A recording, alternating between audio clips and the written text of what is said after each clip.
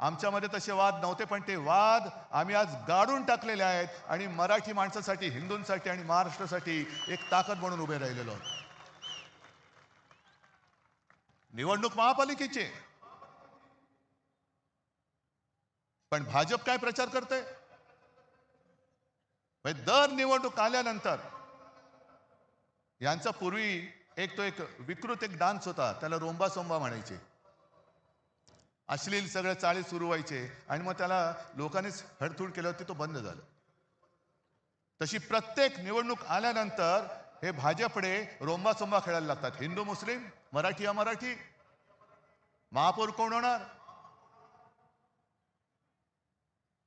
मला वाटतं आदित्यने सगळी केलेली कामं तुम्हाला सांगितलेली आहेत. आणि देवेंद्र फडणवीसांनी जे एक आव्हान दिलं की उद्धव ठाकरेंचं एक तरी भाषण असं दाखवा की जे विकासावरती बोललेत, मी 1000 रुपये देतो. नको, चोराचा पैसा मला नको, चोरलेला पैसा नको.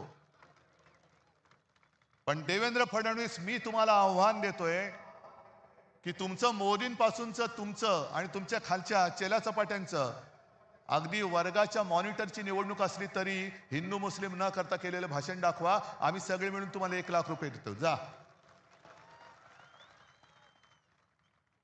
हे भांडवत ठेवायचं नुसतं. त्या संयुक्त महाराष्ट्राच्या लढ्यामध्ये अनेक जणांना तो लढा कसा झाला, कोणी केला माहिती पण नाहीये. आपण 2010 साली इथे पाठी संयुक्त महाराष्ट्राच्या लढ्याचे एक दालन केले. जाऊन मुद्दामून बघा काय